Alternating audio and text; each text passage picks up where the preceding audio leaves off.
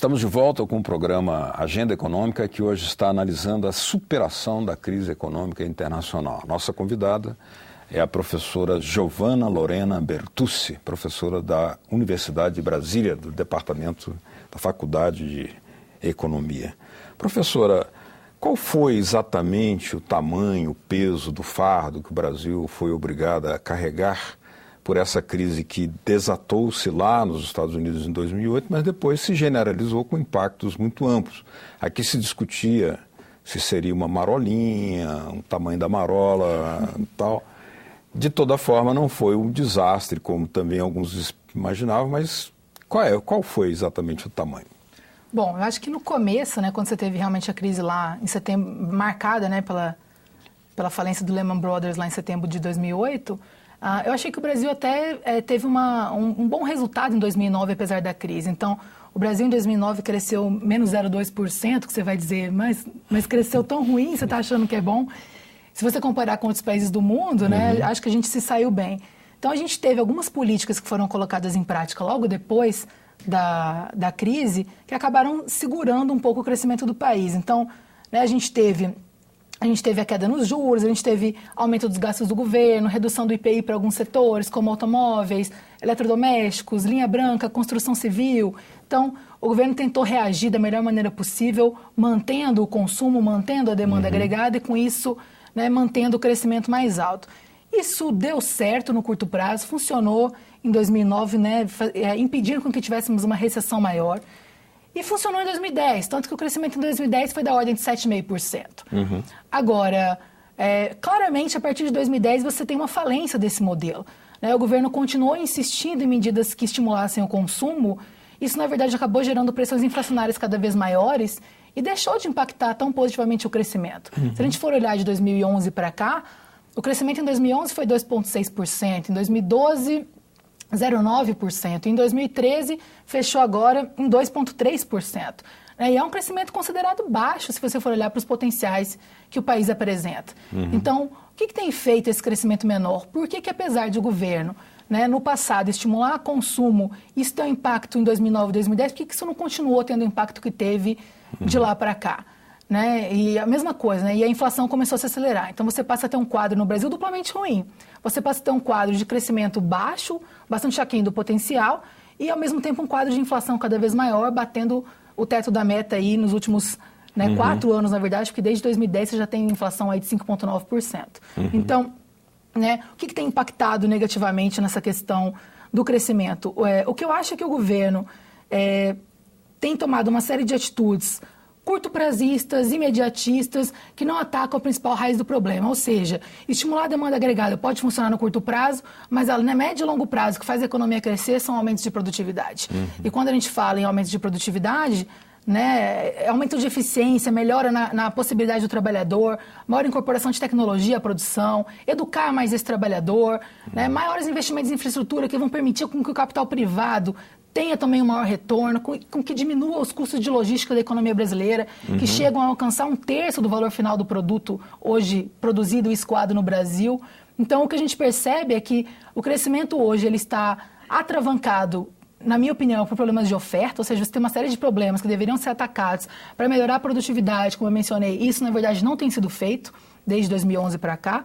Ao mesmo tempo, essas políticas de tentar melhorar o consumo, de tentar estimular a demanda agregada, e essas políticas de salário mínimo, que aumentam o salário mínimo a taxas muito superiores a aumentos de produtividade, têm pressionado a inflação. Então, quando você percebe, hoje a inflação, como eu disse, desde 2010 está batendo na casa de 5,9% para mais, chegou a 6,5% oficialmente em 2011, e você está preso nessa armadilha ruim. Então, a saída para isso, e aí tem um livro recente que fala sobre isso, que se chama complacência, é exatamente isso, ou seja, atacar o fator principal hoje de trancamento do crescimento, que é a questão da produtividade. Pois é, nós vamos agora ouvir a posição do senador Mozarildo Cavalcante, do PTB de Roraima, sobre a questão da superação da crise econômica. Eu acho que isso é muito exercício de futurologia, porque, na verdade, as economias elas dependem de vários fatores para subir ou descer. Eu, particularmente, não acredito que esse cenário mude tão positivamente no próximo ano, de forma, por exemplo, a favorecer a nossa própria economia. Mas o importante é que todo mundo hoje está alerta pela crise que atravessou. Então, todos, efetivamente, vamos se esforçar. Se vamos conseguir ou não, só o futuro dirá. Mas quais seriam as medidas que faltariam, né, para compor um leque de alternativas para alcançar o que o senador está indicando? Eu acho que o senador tem razão quando ele fala que realmente a questão de crescimento numa economia ela vem de vários fatores. E eu acho que algo que tem se trazido muito à tona e é um dos objetivos da gente estar aqui é como que a crise internacional afetou a economia brasileira. A gente já tratou um pouco sobre esse assunto. Sim. Mas a questão é como que, na verdade, as políticas internas têm afetado isso?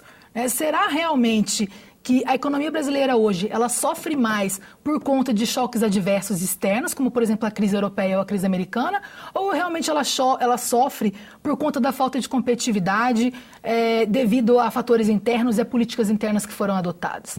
Então, hoje, eu acredito que, se no passado o primeiro dos aspectos talvez tenha tido mais relevância, eu acho que de 2011, 2012 para cá, me parece que as políticas internas têm tido um papel mais importante, né, nessa recuperação ou, digamos, a falta dela para a economia brasileira. Agora, com a crise, provou-se ainda mais que a opção Mercosul ela pode ser muito bem utilizada, especialmente pela qualidade das exportações brasileiras para o Mercosul, que são de produtos mais industrializados, ao contrário de outras pautas exportacionistas brasileiras, né?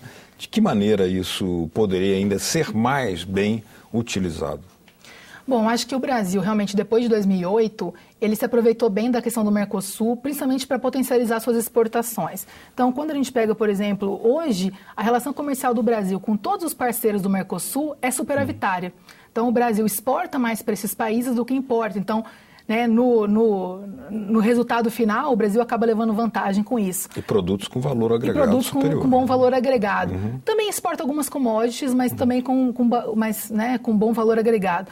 Por exemplo, no último ano, de acordo com dados do MDIC, as exportações brasileiras para a América Latina cresceram 6,1%. E para países do Mercosul, 5,2%. E se você for olhar só para a Argentina, que é o terceiro maior parceiro comercial do Brasil, perdendo só para a China e Estados Unidos nessa ordem, as exportações no ano passado para a Argentina aumentaram 8,1%. Mas a questão, né, e se você for olhar as exportações brasileiras para o Mercosul, elas representam 13% das exportações totais do país hoje. Então, a parceria com o Mercosul, principalmente depois da crise, ela realmente, né, foi positiva nesse sentido. Agora, atualmente, o que você percebe? Tanto a Argentina quanto a Venezuela, que são os dois principais parceiros do Mercosul, do Brasil no Mercosul. Grandes compradores. Grandes compradores, com certeza, né? E o Brasil também compra bastante petróleo e derivados da Venezuela, então grande parte da nossa negatividade da balança comercial hoje vem das importações desses produtos e parte deles da Venezuela, mas a ideia é perceber que a Argentina, passando pela crise que está, e a Venezuela com a crise política que está, será que isso vai ser sustentável a médio prazo? Será que o Brasil não teria que tentar outras alternativas? E o Brasil tem tentado isso quando está negociando agora uma parceria de comércio com a União Europeia. E, na verdade, quem tem atrapalhado isso é o próprio Mercosul, né, que tem se colocado, tem dificultado e burocratizado um pouco essa aproximação com a União Europeia, que poderia trazer aí bons ventos de parceria comercial com o Brasil. Agora, podemos analisar agora também uma outra questão, que é, se abrirmos todos os mecanismos de defesa em relação ao nosso comércio, Mercosul, União Europeia, evidentemente a União Europeia quer superar a crise deles. Exportando para cá. Para cá, nas nossas custas, né? Então, de certa forma, isso pode não ser, evidentemente, uma boa saída para nós. Você não imagina assim também, por outro lado? Bom, eu sou da escola, digamos assim, que acredita que a abertura da economia ela acaba sendo sempre boa, pelo menos a médio e longo prazo. Você pode ter um ajuste de curto prazo que pode não ser tão bom, como, por exemplo, aconteceu na década de 90, assim que você abre a economia, você tem um choque de competitividade, no curto prazo você tem um ajuste em termos de desemprego que não é favorável, mas a médio e longo prazo eu acredito que a abertura da economia é positivo. Você consegue absorver novas tecnologias, você consegue ganhar escala de produção, produzindo a custos mais baratos, você consegue ganhar competitividade com isso, né? Você consegue ter acesso a insumos que você às vezes não tem no seu mercado interno, o consumidor acaba lidando com maior variedade, maior qualidade de produtos, isso também pode ser positivo.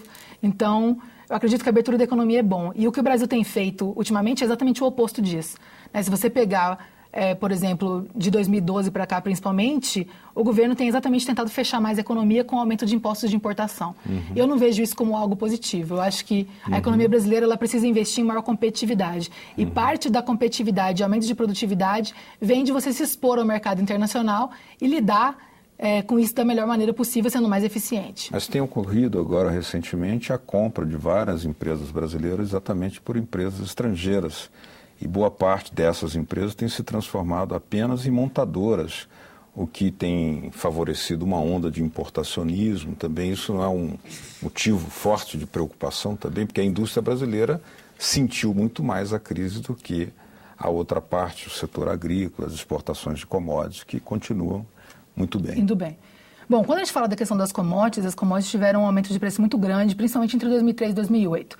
Tiveram uma pequena queda, pequena para alguns, maiores para outros, mas tiveram uma queda por conta da crise em 2008 e 2009 e voltaram a subir um pouco a partir de 2010.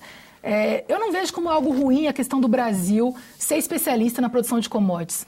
Né? Eu acho que o Brasil tem vantagem comparativa claramente nisso. O Brasil, na verdade, se você for olhar para o PIB do ano passado, por exemplo, que fechou em 2,3, e muitos analistas acharam que era um número ruim, o crescimento do PIB ano passado foi puxado pelo setor agrário exportador, foi puxado pelo setor agrícola. Então, né, a indústria tem crescido pouco realmente, não só crescido pouco, mas também com um crescimento bastante volátil, o que mostra que ainda talvez esteja patinando.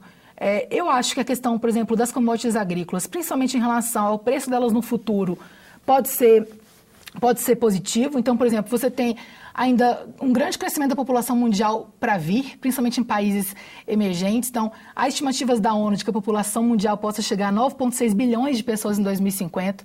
É claro que essas pessoas vão consumir mais, vão comer mais. Isso, né, tende a manter o preço das commodities, principalmente das agrícolas, mais altos a médio prazo. Além disso, várias pessoas estão migrando ainda dos campos para as cidades. Se você pegar esses países mais pobres, como é o caso, em termos de renda per capita, como é o caso da China, e mesmo outros países emergentes, você ainda tem uma transição do campo para a cidade que ainda está, que obviamente vai levar uma demanda maior também por produtos agrícolas. E além disso, essas economias ainda têm muito a crescer em termos de renda per capita. Então, né, ainda tem uma renda per capita muito baixa, como é o caso do próprio Brasil. Então, a ideia é que, a médio prazo, a meu ver, tanto o crescimento populacional, quanto a urbanização acelerada, quanto o aumento da renda per capita, tudo isso combinado com problemas, né, que você vê claramente em termos de terra e de água no planeta, tudo isso vão levar a que os preços das commodities permaneçam mais elevados. E isso, se o Brasil souber aproveitar bem disso e souber colocar, né, os recursos disso em prol, por exemplo, da indústria, isso seria positivo. A Coreia do Sul fez muito bem isso. Né? A Coreia do Sul ela tinha dependência de alguns produtos primários na pauta exportadora e ela conseguiu ter um dos maiores processos de crescimento industrial do século XX. Se você for olhar, por exemplo, o Chile e a Noruega, que também são países conhecidos por serem exportadores de produtos primários, eles têm um bom desenvolvimento, né, da sua indústria. Por quê? Porque eles têm fundos anticíclicos para financiar caso a indústria tenha problemas. Então, o que eu acho que o Brasil falta é uma maior gestão e uma maior preocupação em termos de usar esses recursos que a gente faz bem e ganha bem com as commodities para aplicar isso, se for o caso, no setor industrial, em ganhos de produtividade, em ganhos de educação. Muito bem. Professora, te agradeço pela presença aqui conosco na Agenda Econômica. Obrigada. Estaremos sempre de portas abertas. Muito obrigado também a vocês aí de casa que nos acompanharam. Se quiserem nos mandar suas dicas, sugestões ou críticas, olha aí o 0800 61 2211, está na sua telinha. Ou se quiserem baixar para copiar esse programa ou outros programas da TV Senado, também está na sua telinha www.senado.leg.br/TV. Obrigado mesmo pela sua audiência. Até o próximo programa Agenda Econômica. Tchau.